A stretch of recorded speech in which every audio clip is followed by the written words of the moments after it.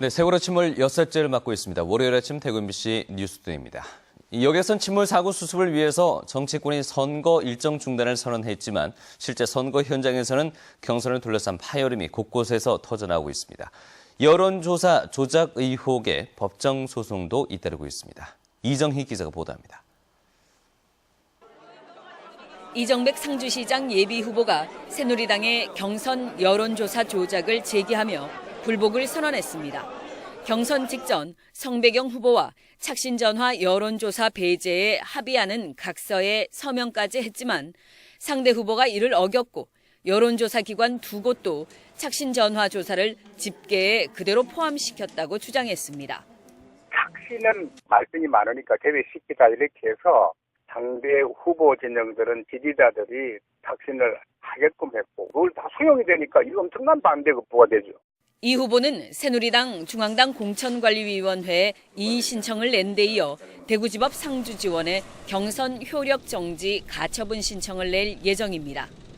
문경에서는 이한성 국회의원의 공천 내정설이 번지면서 탈당이 러쉬를 이루고 있습니다. 김경범 도의원 예비후보가 새누리당을 탈당하고 무소속 출마를 선언했고 전국 최다선인 6선의 탁대학 문경시의회 의장 김대순, 이욱진, 서정식 시의원 예비후보 등 모두 5명이 줄줄이 탈당했습니다.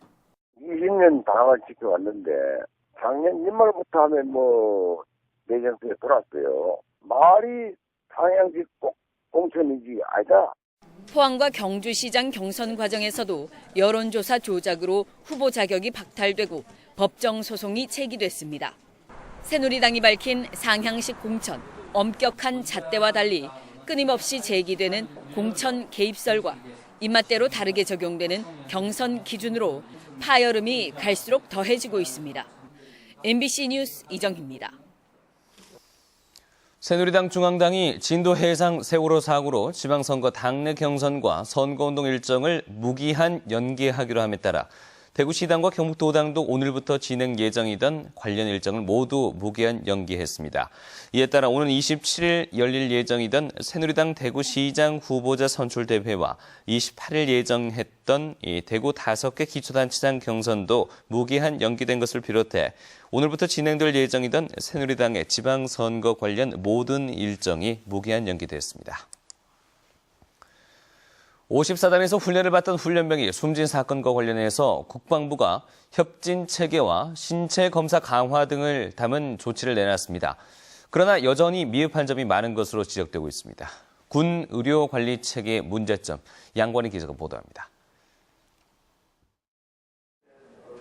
숨진 이모 훈련병은 당뇨 증세를 호소한 지 보름 만에야 대구 국군병원에서 진료를 받았습니다. 그러나 엉뚱하게 비뇨기과에서 진료를 받았고 내과 진료를 받을 시간은 부족했습니다. 복귀 시간 때문에 아마 들리지 않고 이렇게 간 것 같습니다. 그래서 이제 복귀했다가 한 2, 3일 또 상태가 이렇게 또 호전이 됐다가 갑자기 이렇게 또 악화가 돼가지고 이제 사고 뒤 국방부가 징병, 이병 신체 검사와 군의관 협진 체계를 강화한다는 후속 대책을 내놨습니다. 하지만 여전히 미흡하다는 평가입니다. 외래 진료 날짜가 부대별로 정해져 있고 막상 기회가 주어져도 진료 시간이 짧아 현행 외래 진료 체계에선 협진이 불가능합니다. 지난 12월 인권의학연구소가 인권위에 제출한 보고서에 따르면 원활한 진료가 이뤄지지 않아서 군 의료에 만족하지 못한다고 답변한 일반 병사가 38.4%로 가장 많았습니다. 긴 진료 대기 시간과 외진 날짜 제한 등 비효율적인 진료 체계 때문에 원활한 진료가 이뤄지지 못한다는 답변도 많았습니다. 그 부대에서 일정한 시간에 데리고 가버리는데 물리적으로 시간이 안 나는 거죠. 외진을 아무 때나 가고 싶으면, 그러니까 외래를 가고 싶으면 가게 해줘야 되는데 진료권이 보장이 안 되는 거죠. 군 의료 서비스는 안보뿐만 아니라 군에 대한 국민의 신뢰와도 직결돼 있다는 점에서 보다 철저한 개선책이 마련돼야 할 것으로 보입니다. MBC 뉴스 양관입니다. 농어촌 지역인 영덕과 울진에도 값싼 도시가스 시대가 열렸습니다. 당장은 가스 공급관리소와 가까운 일부 지역만 혜택을 받고 있는데 공급망 확충 대책이 필요합니다. 한기민 기자가 보도합니다. 영덕군 강구면의 이 연립주택 주민들은 요즘 난방과 취사비 부담을 덜었습니다. 지난달부터 도시가스가 공급돼 종전 LP가스를 사용했을 때보다 연료비가 40% 이상 줄었기 때문입니다. 전에는 23만 원 정도 나왔는데 지금은 16만 원 정도 나왔거든요. 전번에 아끼고 막 전략하고 했는데 지금은 안 아끼고 좀 편하게 쓸 수가 있어요. 좋아요. 한국가스공사가 지난 5년간 1,590억 원을 들여 매설한 도시가스 주 배관은 포항에서 영덕을 거쳐 울진까지 122km, 가스 공급기지 역할을 하는 공급관리소는 영덕에 2곳, 울진에 1곳이 설치됐습니다. 이에 따라 지난달 영덕군 강구면에 이어 다음 달에는 영해면 일부 지역이, 오는 6월에는 울진읍에 도시가스가 공급될 예정입니다. 그러나 상대적으로 인구가 많은 영덕읍은 아직 혜택을 보지 못하고 있습니다. 이곳까지 가스 공급관 설치에만 60억 원이 필요한데 도시가스 회사가 수익성이 낮다며 투자를 꺼리고 있기 때문입니다. 사정이 이렇자 영덕군은 정부로부터 원자력발전소 유치 지원금이 내려오는 대로 비용 일부를 부담해 가스 공급망을 확충하기로 했습니다. 우리 군에도 군 의원님과 해서 좀 부담하기로 했습니다. 그래서 하루 빨리 영덕에도 읍에도 우리 도시가스가 들어올 수 있도록 해서 우리 투자 유치라든가 겨울에 난방비를 절감하도록 노력하겠습니다. 경북 지역의 도시가스 보급률은 51%로 전국 평균 75%에 비해 크게 저조합니다. 특단의 대책이 필요해 보입니다. MBC 뉴스 한기빈입니다. 오늘 새벽 2시 반쯤 대구시 남구 봉덕동 3층 빌라 건물 1층에서 불이 나 1층 내부 일부와 가재 도구 등을 태워 소방서 추산 1,300만 원의 재산 피해가 났습니다.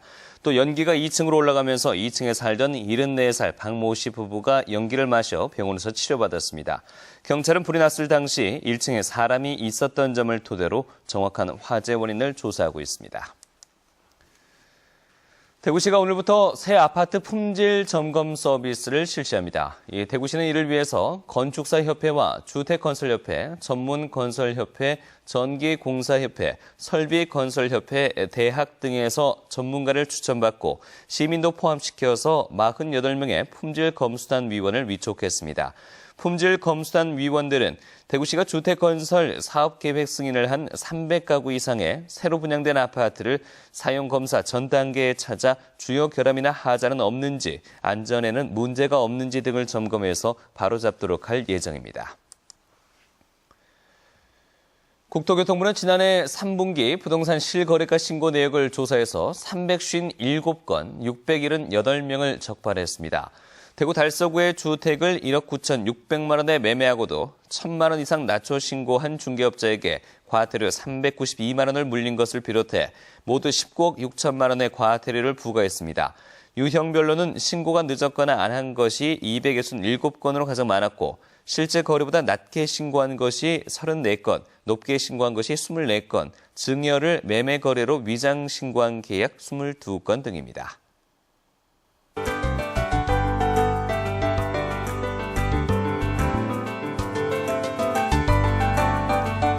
오늘부터 고온현상이 기승을 부리겠습니다. 현재 대구의 아침 기온은 11.8도, 안동은 7.3도로 아침 공기는 다소 쌀쌀한데요. 낮 최고 기온은 대구가 26도까지 치솟으며 초여름의 날씨를 보이겠습니다. 또 당분간은 고온현상이 계속해서 이어지겠는데요. 하지만 일교차가 15도 이상 크게 벌어진다는 점은 유념하셔야겠습니다. 또 아침에는 안개나 방무가 끼는 곳이 있어 교통안전에 유의해 주시기 바랍니다. 오늘 우리 지역은 고기압의 영향을 받아 대체로 맑은 하늘 보이겠습니다. 또 미세먼지 농도는 보통 수준을 유지하겠습니다. 현재 대구의 아침 기온은 12도 보이고 있고 낮 최고 기온은 26도까지 크게 오르겠습니다. 상주는 11도, 구미는 10도 가리키고 있는데요. 대부분 지역 한낮에는 25도 안팎의 기온을 보이겠습니다. 봉화는 현재 3도로 다른 지역에 비해 낮은 기온 보이고 있는데요. 한낮에는 23도가 예상됩니다. 울진의 현재 기온은 10도 가리키고 있습니다. 낮 최고 기온은 20도까지 오르겠습니다. 바다의 물결은 0.5에서 2m로 일겠습니다. 당분간은 고온 현상이 계속해서 이어지겠는데요. 토요일에는 기온이 제자리를 되찾겠고 일요일에는 비 소식이 있겠습니다. 날씨였습니다.